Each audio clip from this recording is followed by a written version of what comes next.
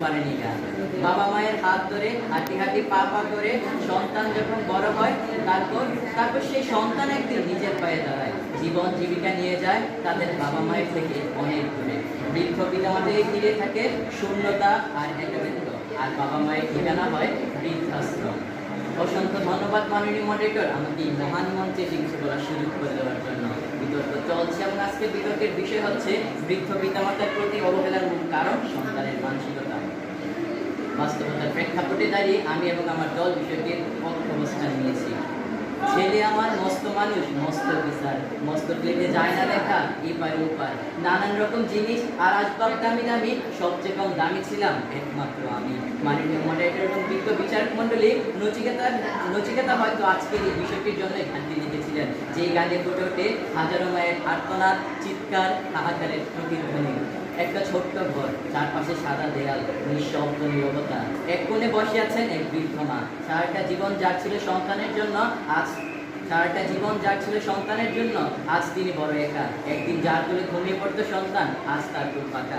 মাননীয় মডারেটর, যেই মা একদিন চিন্তা করতো যে আমার সন্তান কি খাবে, আমার সন্তান কি করবে, আমার সন্তান খেলেই আমার খাওয়া হয়ে যাবে, আমার সন্তানের ভালো থাকা মানে আমারও ভালো থাকা, সেই মাকে, সেই বাবাকে যখন সামাজিক, অর্থনৈতিক বা সময়ের দোহাই দিয়ে অবহেলা করে, তখন সেটা সন্তানের মানসিকতা ছাড়া আর কিছু দোষ দেওয়া নিছক কল্পনা। মাননীয় মডারেটর, বাবা, অনেকদিন তোমাকে দেখি না, আমার বুক ভেঙে যায়।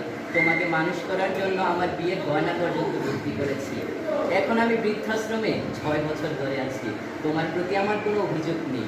আমার শেষ ইচ্ছা, আমি মারা গেলে আমাকে তোমার বাবার কবরের পাশে দাফন করো। চিন্তা করো না, এর জন্য তোমার কোনো বাড়তি খরচ লাগবে না। বিয়ের সময় তোমার বাবা আমাকে যে নাকফোলটা দিয়েছিল, সেই নাকফোলটা বিক্রি করে কাপন কিনে নিও। দোয়া করি সবসময় ভালো থেকো। ইতি, তোমার মা। দৈনিক কালবেলায় প্রকাশিত একটি বাস্তব চিঠি। মাননীয় মডারেটর, যে চিঠির প্রতি লাইনে একটি মায়ের চিৎকার ফুটে ওঠে একটি মায়ের আর্তনাদ। একজন সুস্থ মানুষ সর্বোচ্চ 45 দিন ব্যথা পর্যন্ত সহ্য করতে পারে, আর সন্তান জন্ম দেওয়ার সময় একজন মা 56 দিন ব্যথা পর্যন্ত সহ্য করতে হয়, যা একটি সুস্থ মানুষের উপর প্রয়োগ করলে অনায়াসে 20টি হাড় ভেঙে চুরমার হয়ে যাবে। এই কষ্ট সহ্য করে ছোট থেকে বড় করে যখন একজন মায়ের এমন চিঠি লিখতে হয়, তখন সেই মায়ের বুকে কতটা চিৎকার রয়েছে তা কল্পনা করো অসম্ভব। মাননীয় মডারেটর, আমার সন্তান যেন থাকে উড়ে বাঁধে, আমার সন্তান যেন থাকে সবার উপরে। অন্তরের নিবেদন তো থাকে প্রতিটি মা বাবারই।